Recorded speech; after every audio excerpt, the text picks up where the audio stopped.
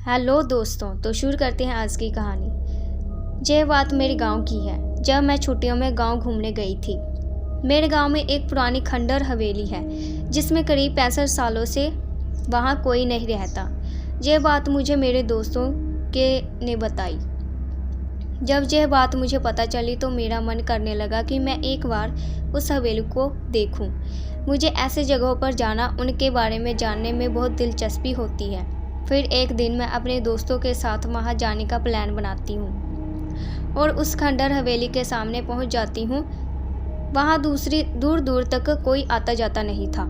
मैंने जब यह बात अपने दोस्तों से पूछी तो उन्होंने बताया कि अगल बगल कोई रहता नहीं, बल्कि लोग इस रास्ते पर भी नहीं जाते आते जाते। ऐसा क्यों? तो मेरे दोस्तों ने बताया कि यह हवेली सिर्फ पुरानी और खंडर नहीं है, बल्कि यह एक भूतिया हवेली है। मैंने बोला, ऐसा तुम इतने यकीन से कैसे कह सकते हो? मेरे दोस्तों ने कहा, जहाँ पूरे गांव का यही मानना है। इसके बारे में एक बहुत पुरानी और सच्ची घटना प्रसिद्ध है। मेरे मन में इसके बारे में जानने का ख्याल और बनने लगा।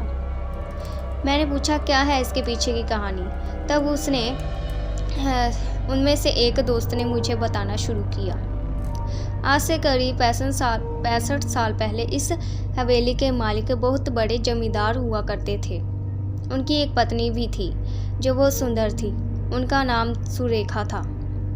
उस समय के डाकुओं के भी खौफ से लोग डरते थे।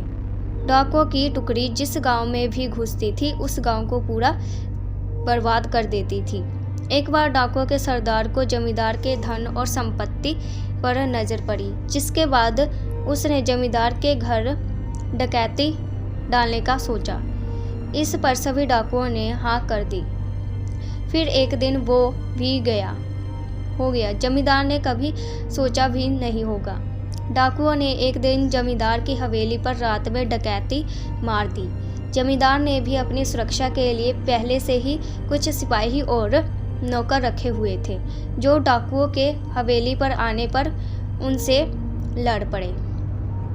क्योंकि जमींदार के सिपाही और नौकर बहुत कम और साधारण हथियार के साथ थे, वहीं डाकुओं की संख्या बहुत ज़्यादा थी और अच्छे हथियार के साथ थे, जिसकी वजह से जमींदार के सिपाहियों और नौकरों को कुछ ही देर में मार डाला।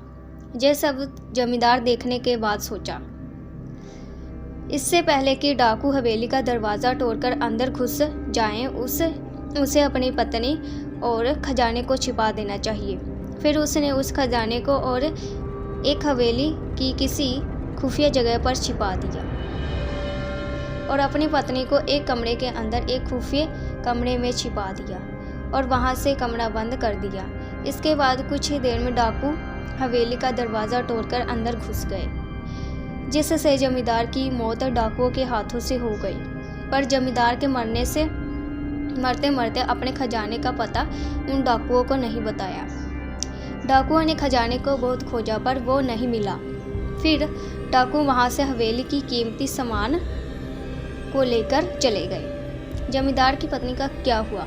मैंने पूछा। पर जमींदार की पत्नी, जो एक खुफिया कमरे में बंद थी, उसका पता किसी को नहीं था। उसकी पत्नी बहुत चिल्लाई, लोगों को बुलाने की कोशिश की, कमरे के दरवाजे को तोड़ने की कोशिश की, पर वो अंत तक कुछ नहीं कर सकी और भूख प्यास से तड़प कर मर गई। उसके मरने के बाद उसके लाश से बदबू से लोग हवेली में गए और उस कमरे को तोड़कर उसकी लाश को वहां से निकालकर उसका अंतिम संस्कार किया।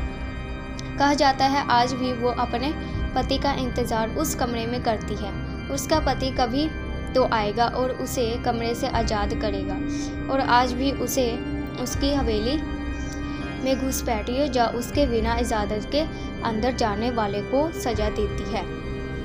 मैंने अपने दोस्तों से ये कहानी सुनकर उस पर विश्वास नहीं किया और मैंने पूछा, यार तुम लोग भी ना कब किसी बात से पे आ जाते हो, लेकर बैठ जाते हो, इसका कोई सबूत है तुम लोगों के पास?